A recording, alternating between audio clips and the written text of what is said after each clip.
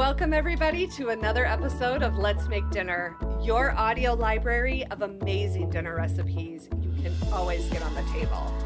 I'm your host, Susie Weinrich.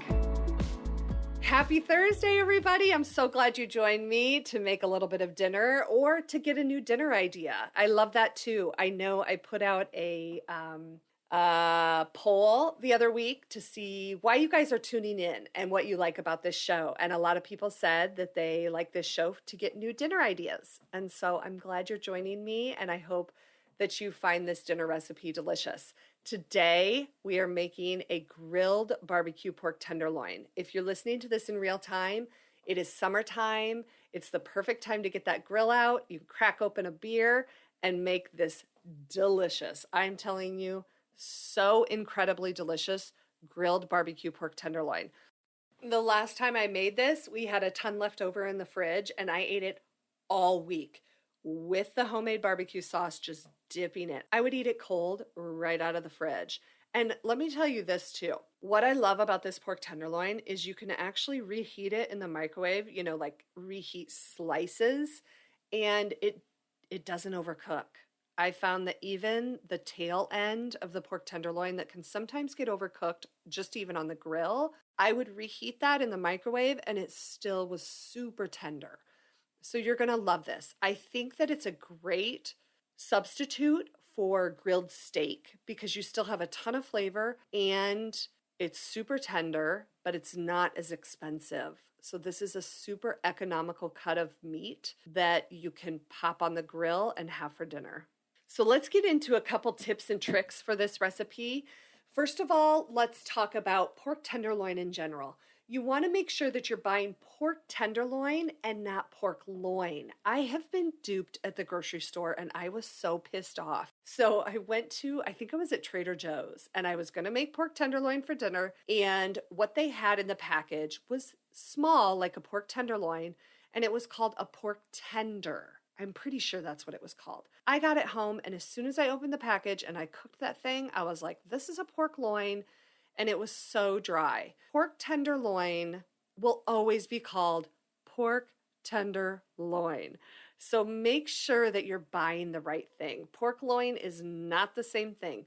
Generally, pork loin is going to be much bigger around and look more like a roast than a long, skinny pork tenderloin. So just be aware that they put weird names on pork loin at the grocery store. I feel like to make you think that you're buying pork tenderloin. I don't know if they're really trying to dupe us, but that's what I feel like.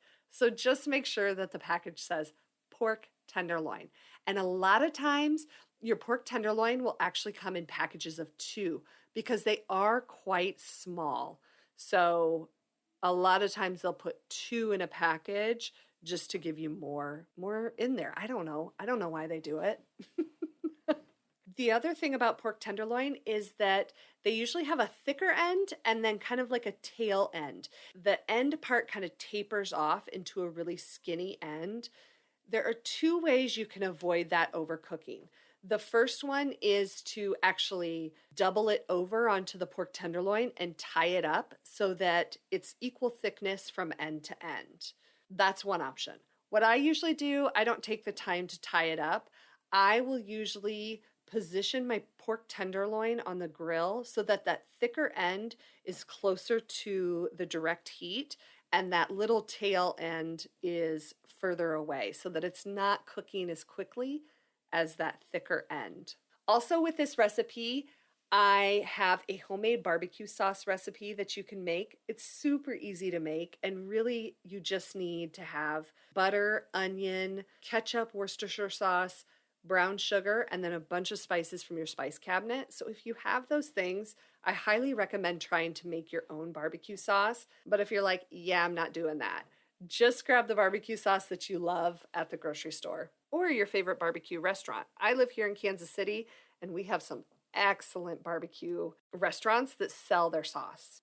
All right, so the rest of the tips and tricks that I have, I'm going to kind of go over in the recipe as we walk through making this grilled pork tenderloin. So let's get right into it.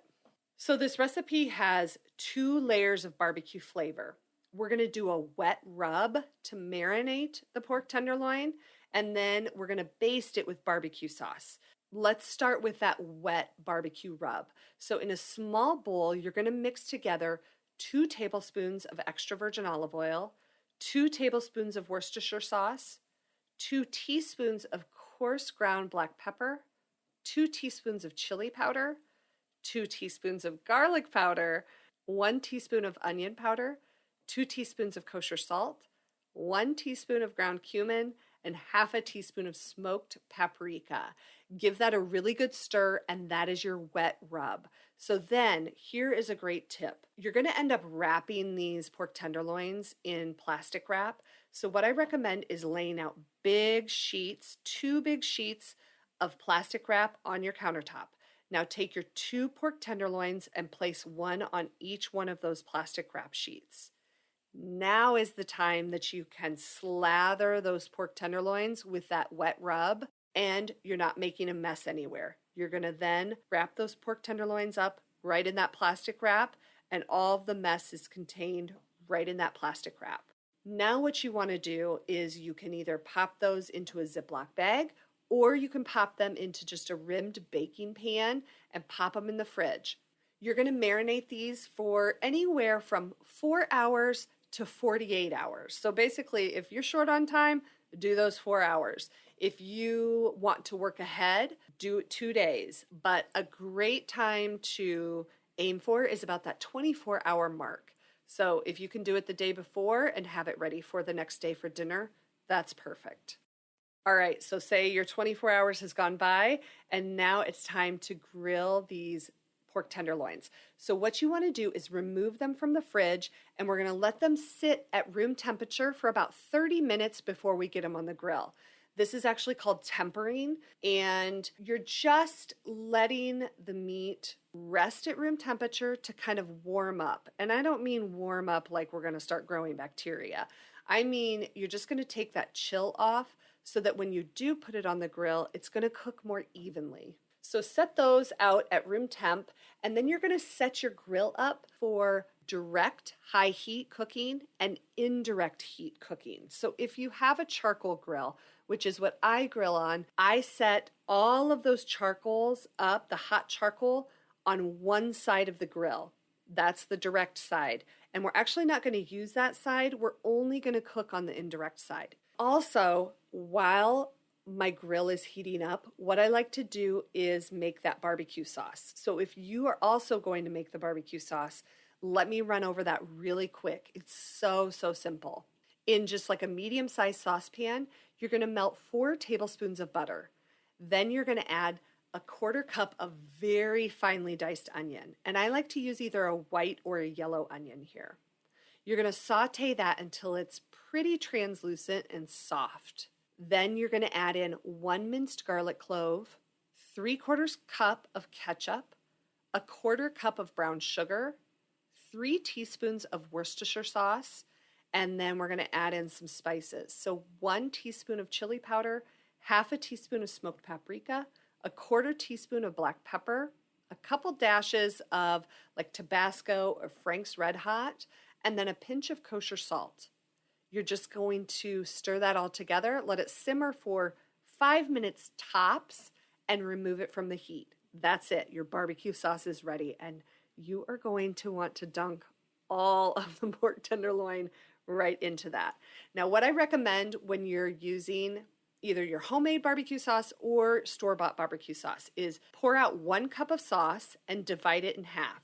So when you grill the pork tenderloin, you're going to take a 1/2 cup out to the grill, and then you're going to reserve a 1/2 cup for serving. This prevents any cross-contamination with raw pork and the barbecue sauce. Okay, now that you've got all the bits and parts ready and the grill's all fired up, let's go over grilling your pork tenderloin. So like I said before, we're actually going to grill your pork tenderloin over indirect heat. What I recommend is laying the 2 pork tenderloins over indirect heat with the thicker end towards the direct heat. So that's going to cook a little bit faster. We're going to cover the grill and cook it for about 12 minutes. Then you're going to open up the grill, flip over the pork tenderloins, and this is where you're going to baste the cooked side with barbecue sauce. Really generously slather that barbecue sauce onto the pork tenderloins. So after you flip it over, you're going to continue to cook for another about 12 to 13 minutes on your covered grill until it reaches about 140 to 145 internal temperature. Now let me tell you about grilling pork tenderloins. We want to use this cooking time, this about 12 minutes per side, as a guide only. You want to actually grill your pork tenderloin to temperature, not time. So that 140 to 145 is that sweet spot where your pork tenderloins are cooked to about a medium and they're still super tender and juicy and delicious. So once your pork tenderloin is at the right temp, you're going to remove them from the grill and baste that other side with the barbecue sauce.